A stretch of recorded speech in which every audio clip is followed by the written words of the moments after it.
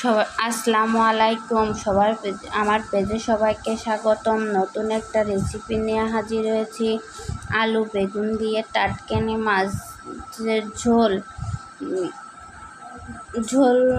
চলুন রেসিপিটা দেখে নেওয়া যাক। খুব সহজ একটা রেসিপি।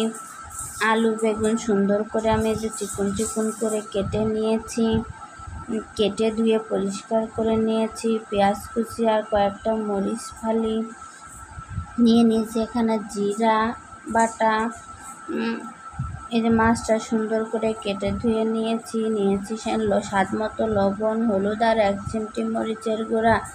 আমি হাতে মাখিয়ে তরকারিটা রান্না করব। চলুন শুরু করা যাক। এই দিয়ে দিয়েছি পেঁয়াজ মরিচ। এই যে সব উপকরণগুলো আমি একে একে দিয়ে দিচ্ছি। দিয়ে সুন্দর করে হাত দিয়ে মাখিয়ে নিব।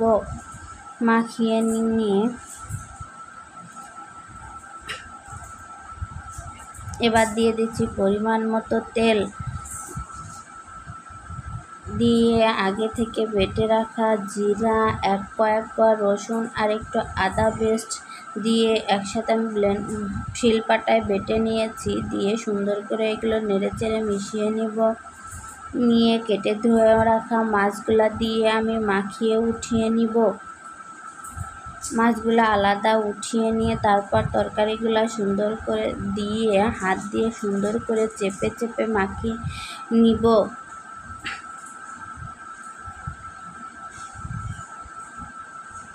অবশ্যই চেপে চেপে মাখাবেন, তাহলে তরকারির টেস্টটা আরও সুন্দর আসবে। আর এভাবে যদি টাটকানি মাছটা রান্না করা যায় তাহলে 1 প্লেট ভাত নিমিশেই শেষ হয়ে যায়। আর বাসায় অবশ্যই ট্রাই করে দেখবেন। এবারটা দিয়ে দিচ্ছি পরিমাণ মতো পানি দিয়ে আমি চুলায় জালে দিয়ে দিচ্ছি। আর এই যে মাছটা মাখিয়ে উঠিয়ে নিয়েছিলাম, তরকারিটা বলক আসা পর্যন্ত অপেক্ষা করব।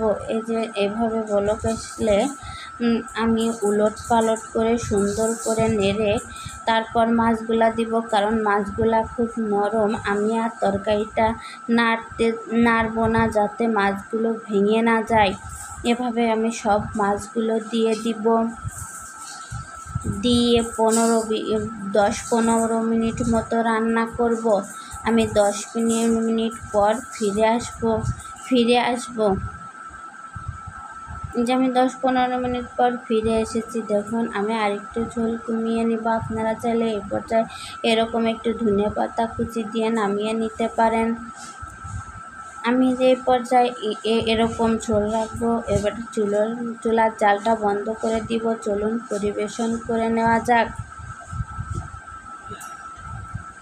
এই যে আমি পরিবেশন করে নিয়েছি। আর এর সহজ রেসিপিটা যদি ভালো লাগে তাহলে লাইক করবেন, শেয়ার করবেন আর কমেন্ট বক্সে জানাতে পারেন। আল্লাহ হাফেজ সবাইকে।